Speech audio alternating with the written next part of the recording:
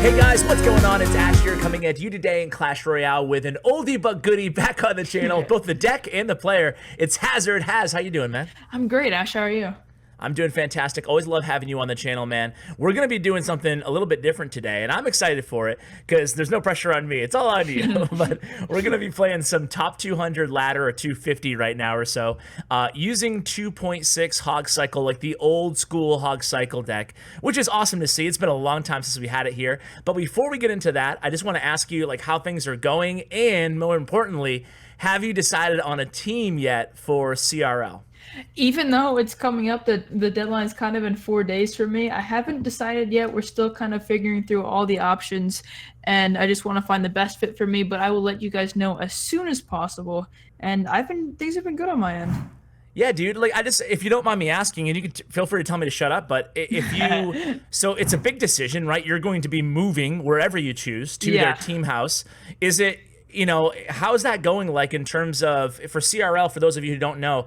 Hazard will be moving from where he is right now, close to me in New England, and then somewhere else, right? Probably like West Coast, United States. Is that like a huge decision for you and your family and school and stuff like that? Like, how do you go about that? Oh yeah, no, it's definitely a big deal. But from the way we've been looking at it, it's just a big opportunity. It's an opportunity that I might never get again, and it's just a life experience that's not really worth passing up from what we've seen. We've talked to the school. We're trying to take classes online and just take AP classes so I can study with a core curriculum and then take the AP, just like monitor through that way.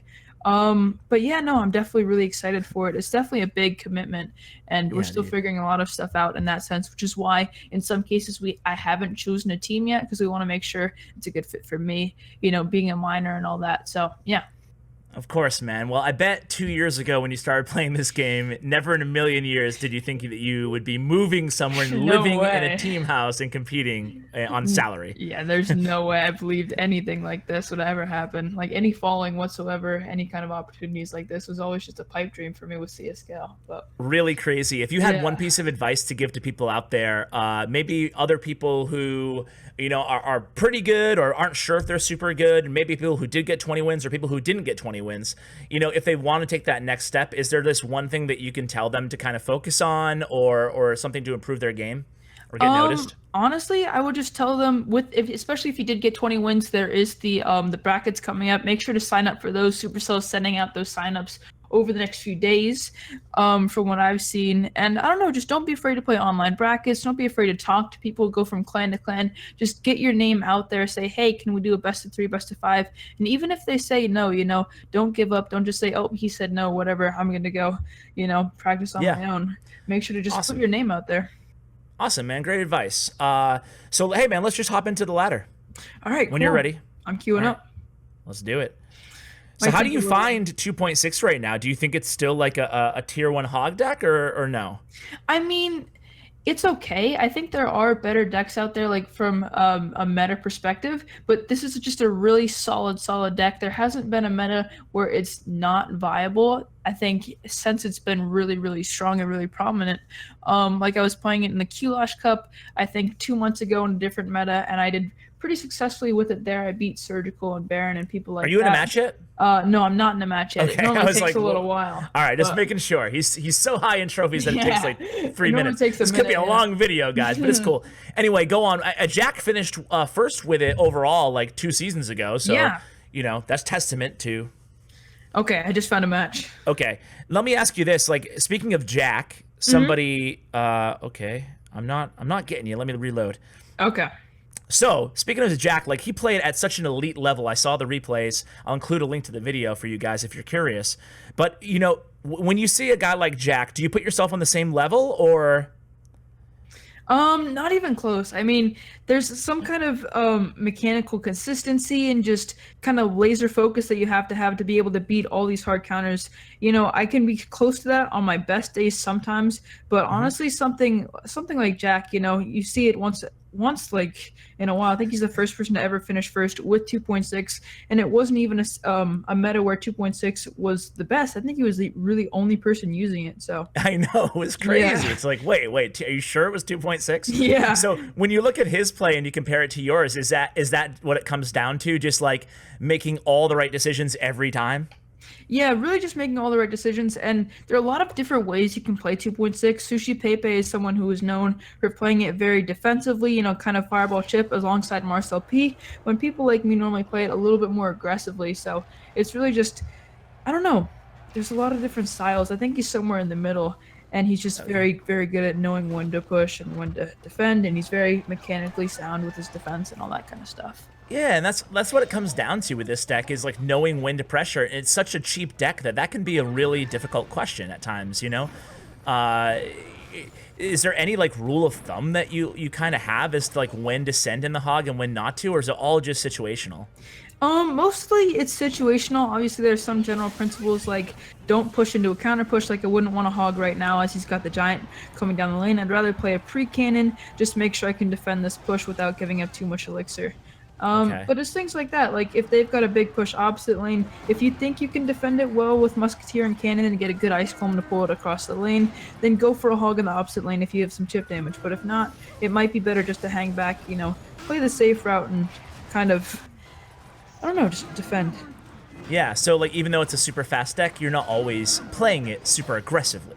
No, definitely not. That's a way to really overcommit, especially early game. A lot of people end up losing a tower or something. Even people like myself who have a lot of experience, like, oh, you see he just fireballed, this would be a great time to play a Hog Rider. Then he's got a giant double prince at the bridge and you have 10 elixir to defend all of it. Yeah, and you're playing this pretty well. It's like the giant double prince matchup without poison, but with fireball instead. This is like obviously Goizen or any giant decks right now, double prince are the most popular in the meta right now. So how do you deal with this matchup? We're seeing a little bit of it right now. You're playing really strong defense. I'll let you concentrate on this first. No, it's okay. It's okay. Honestly, you just want to be able to have really good ice golems. Make sure to pull stuff. Make sure to get some chip damage with your hog while you can. And don't be afraid to fireball cycle people at the end of the games.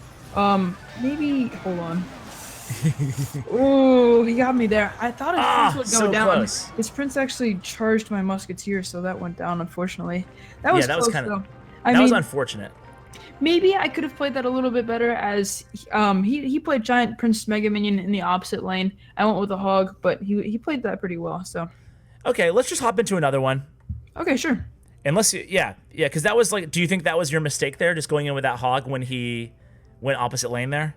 Yeah, I was pretty sure I could defend, but he had the Dark Prince and the E-Wiz coming down, and the Prince didn't die to the cannon, unfortunately. So I think that was my mistake. I went a little bit too aggressive. I probably could have just fireball cycled him out at that point, but it's okay. On ladder, when you lose, first of all, thank you for losing. It's funny that I say that, but it's no joke because so many times I only share wins on this channel, and it's like it's good to kind of see that pros can make mistakes and they do lose. Like whatever 55% or 45% of their matches or whatever. Yeah. But when you have a few losses in a row, are you searching right now, by the way? Yes, I am. Okay, cool. When you have a few losses in a row, is there anything that you do? Like, how do you get off tilt or how do you untilt, especially like when you're on stream?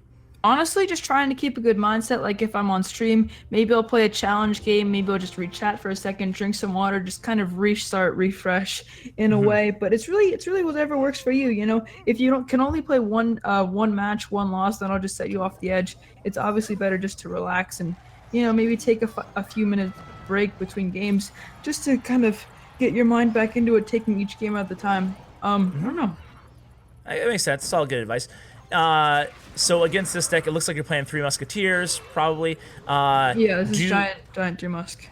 Giant 3 Musk. So when they pump up and you have Hog and Fireball in your opening hand, would you rather Fireball or Hog? I'm not sure if you had Fire. It looks like you didn't have Fireball. I did not have Fireball. I'd probably rather Fireball in that situation, although it really just depends. Like if he starts off with Pump, I'd rather Fireball.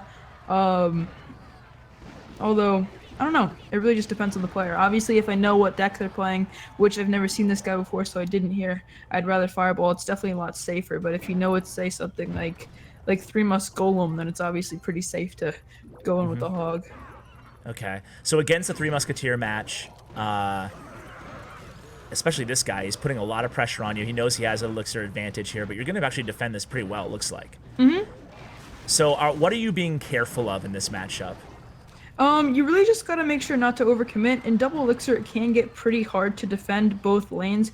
Normally, one of them goes down, but once you're at that point, you should be able to get some chip damage with the counter push on the other tower. This is kind of a hard matchup in that they have a lot of pressure, and even though you can cycle fireballs in most case scenarios, even if you're cycling fireballs, you're wasting so much elixir to get there, and they're just able to build up with minion hordes, battle rams, goblin gangs when you're just trying to get to the next spell. Exactly. So if he pressured you right now with like, minion horde, well, you have ice golem. So do you always want to make sure that you have like ice golem zap or ice golem ice spirit in hand after you use fireball? Yeah, pretty much. Unfortunately, in this matchup, I am playing with the log, which makes it a little bit harder. Oh, I didn't even notice. Especially against things like, Minion horde. like the minion horde and the bats and all that kind of stuff, which you might play minion horde here. So it is important to keep things like musketeer in your hand. Just keep that in your mind at all times. Although a lot of the times you just have to give up some damage, like I am here, just to make sure you have elixir for a counter push. Now, did you have fireball in hand now? I do. Although I don't really want to use it as of yet. If he plays a battle ram at the bridge with the 2 muskies, that'll be some value for me. If he doesn't, better. It's not really. I'm not really losing anything. Maybe just a few hundred damage on that left tower. So. This is a tricky one, I feel like. Yeah, this is a tricky one. I would be panicking right now. I'm just trying to cycle to another log, which looks like I did. Okay. So that should be that push taken care of. And now at this point, he doesn't have any pumps, so I can go in with a hog pretty safely. He does 3 musk. That was well played for him. Maybe I could have fireballed, but that'll get 1 hit, and one of the muskies will go down to my muskie, so that's not too bad. So he decides to go at you in the opposite lane. Yeah. He's playing this pretty well so far, I feel like. Do you think he's making any major mistakes? Honestly, I think he's going a little bit too aggressive. He hasn't really built up that major push that you kind of expect with 3 musk, especially giant 3 musk. So maybe he could be playing it a little bit better, although it's not really anything that's going to cost him the game. I feel like he does have a bit of a better matchup right now, so I am kind of happy with the draw in this scenario. Although obviously it's not the best for ladder, especially when you're wanting to gain trophies, which why wouldn't you be? But it's definitely better than a loss and just getting to the next game. Yeah, you played it really well. I feel like you didn't make really any mistakes there, and you defended in some situations where I probably would have panicked in, so good job. I appreciate that. Okay, I'm queuing up again. No problem. All right, sounds good. So if you had to make any changes to this deck to make it better suited for the meta, would you maybe add like NATO, or do you prefer having the cannon in there? Honestly, with NATO's really good if you have another high DPS card like an Execution or something that can deal a lot of damage very quickly, which this deck doesn't really have. I mean, obviously it's better in some specific matches, like it would be better in 3 musk or against 3 musk. It might be better against things like, I don't know, other Hog Rider decks. Although against big tank decks like Golem and Giant, imagine you didn't have a cannon, you really don't have any DPS, like the Musketeer's not going to be able to take that out. Yeah, that makes sense.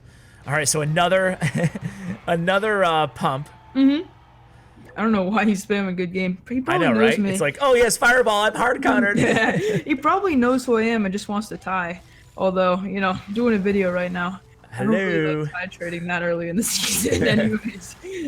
All right, so he has so he's playing. It looks like another 3 muskie matchup. Yeah, this does look like a different 3 muskie matchup. I mean, it could be P.E.K.K.A. with the ghost right there. It's a bit strange. Although I'm pretty sure with the cycle cards that he's played, it will be 3 musk, which is not a bad matchup. It's definitely better than Giant 3 musk was. Just trying to keep my musketeer alive here.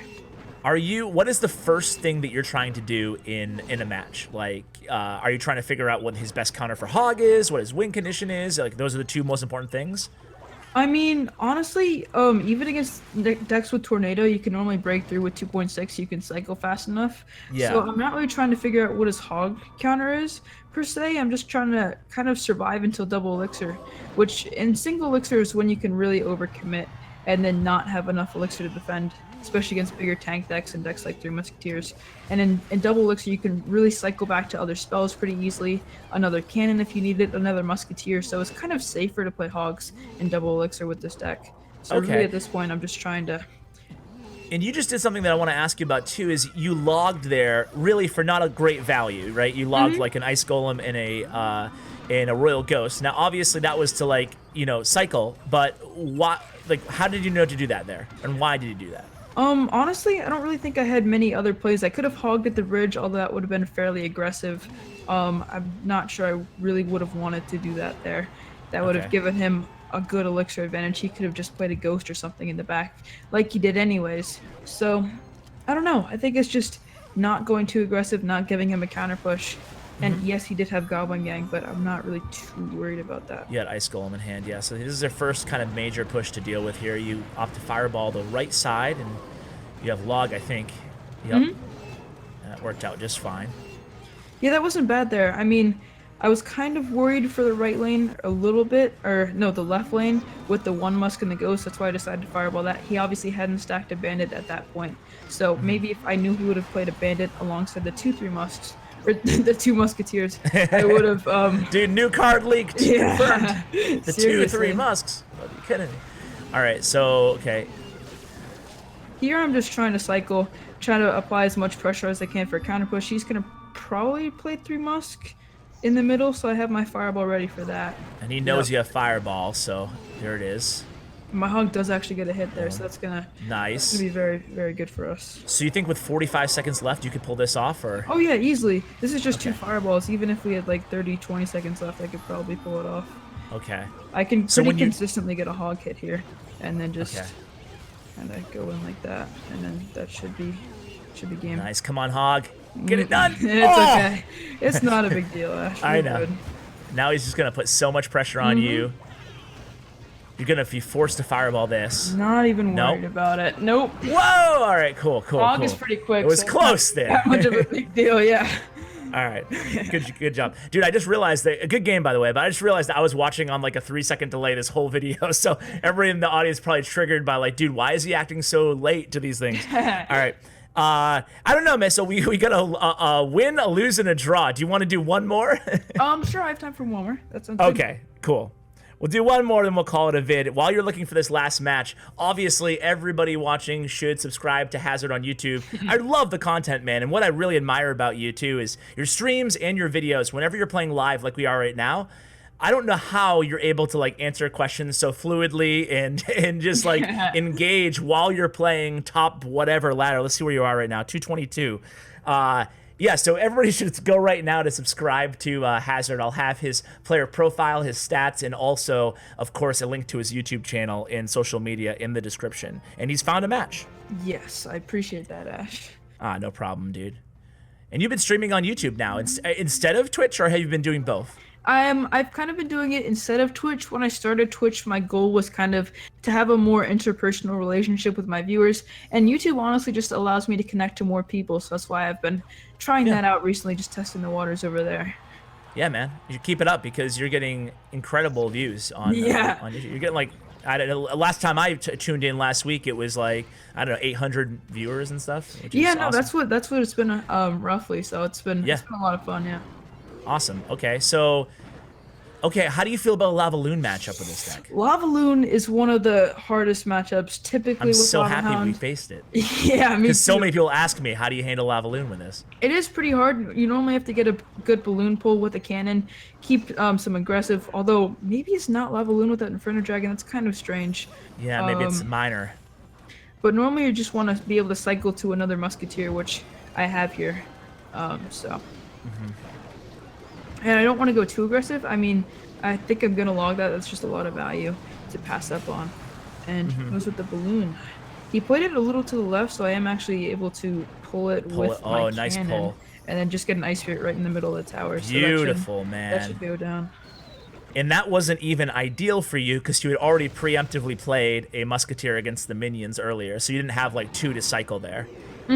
I mean, I kind of did. The first Musketeer did get some chip damage on the Lava it's the same Hound situation as we are right now, yeah. Although it didn't get nearly as much last time. This one I'm feeling pretty okay about. So, I don't know.